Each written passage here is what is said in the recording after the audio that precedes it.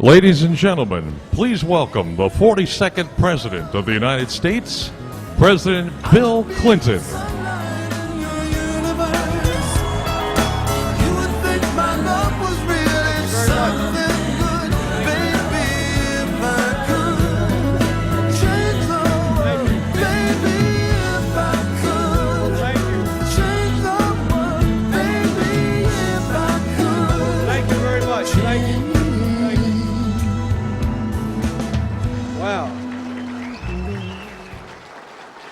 Thank you.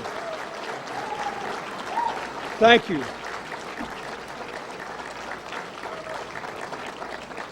Thank you very much. God, I love Delaware. I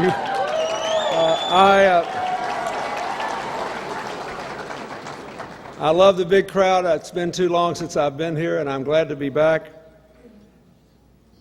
Governor and Mrs. Markle, thank you very much for welcoming me. Lieutenant Governor Dinh, State Treasurer Velda Jones, Insurance Commissioner Karen Weldon Stewart, thank you all. And I want to say a special word of thanks to my longtime friend and colleague, Senator Tom Carper, and his wife, Martha, and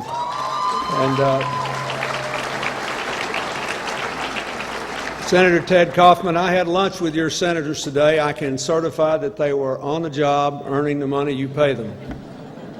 I'll say more about that in a minute. And I was glad to see Attorney General Beau Biden here.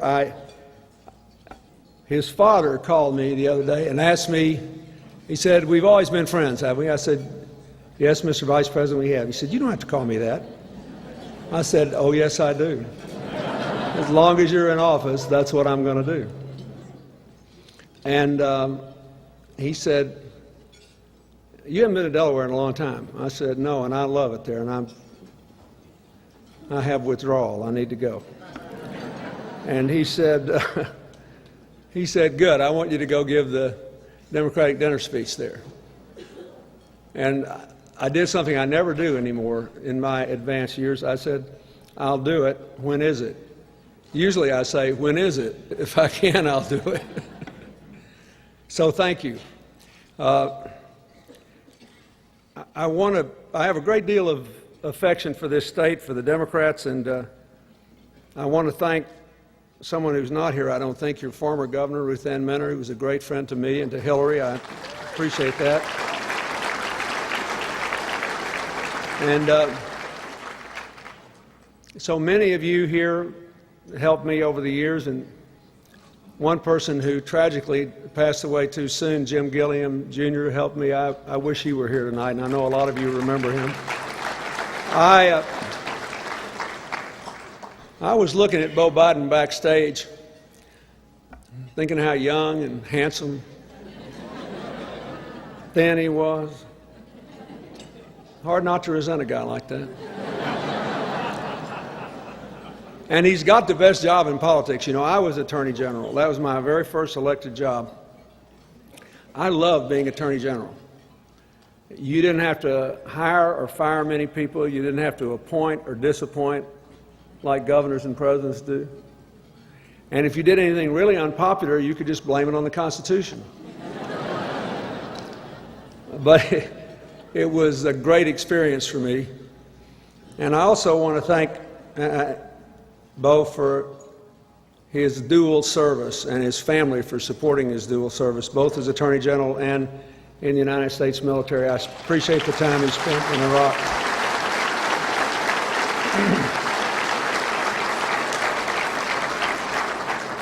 I've been thinking a lot about this lately because of the enormity of the pressures on our military families at home. And since tomorrow's Veterans Day, I should tell you, when I was governor, and I didn't bring it tonight, I wish I had. When I was governor, at every Veterans Day, I always read a letter that Abraham Lincoln wrote to Mrs. Bixby, a mother in Massachusetts who lost 5 sons fighting in the Civil War. And actually, I don't know if you remember this, but that was the whole theme of Saving Private Ryan. You know, that Private Ryan had lost 4 brothers, and they wanted to save a son. And they actually changed the rules after Mrs. Bixby lost all 5 of her sons. But Abraham Lincoln's letter to Mrs. Bixby is regarded by many people to be the most beautiful letter ever written in the English language. And there's one phrase which always sticks in my memory. He said, "He could not presume to beguile you from the grief that justly comes to one who has laid so costly a sacrifice on the altar of liberty." And then he said he could only hope that the thanks of a grateful nation would ease her grief and increase her pride.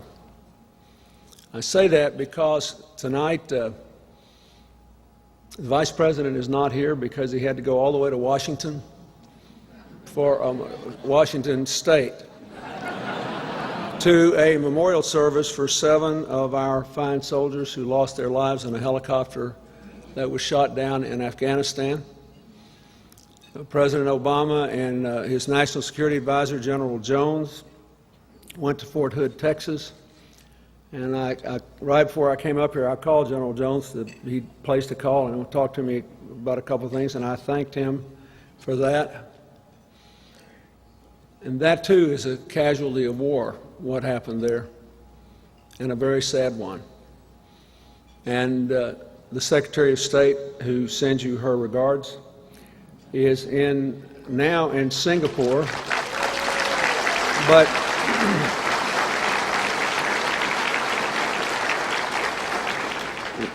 the President needed to go to Fort Hood. It was really important. So Hillary went to Berlin to represent America on the 20th anniversary of the fall of the Berlin Wall. And she had an experience that I once had unforgettably when early in my first term I became the first President of the United States to speak on the eastern side of the Brandenburg Gate.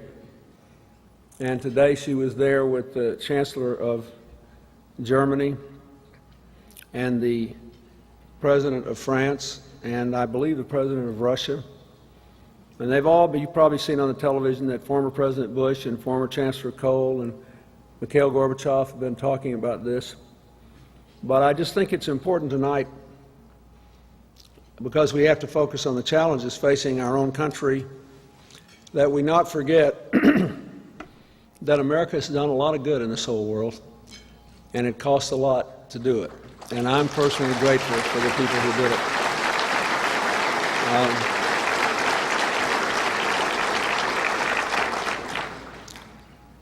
This is a fascinating time in politics. A lot of people say that I've been reading all these commentators talking about the 2 elections that just occurred, and they're saying, oh, this just proves to you that 2008 was a fluke and 2006 was a fluke. They're wrong.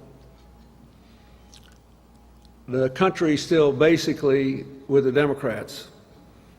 But we have a big challenge because people only hire us when things are in a mess. Have you noticed that? And they hire us to fix things. When they just want to hear speeches, they just soon listen to Republicans because it's all candy. They're taking it out of somebody else's hide to give it to us.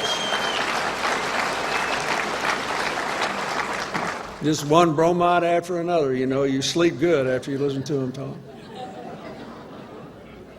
I say that because for 40 years, beginning when I was first old enough to vote, in the 1968 election, really beginning in the 66 congressional elections when the Republicans made huge gains after President Johnson had the biggest majority in modern history, passed the civil rights legislation and did all that good, but was also becoming mired in Vietnam, and we had inflation beginning to creep into the United States economy. And in spite of the anti-poverty legislation, the civil rights legislation, we had all those riots in the streets, and the Republicans won big in the congressional races.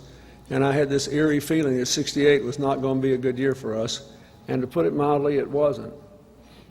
And from 1966 to 2006, the Republicans basically had been winning the culture war.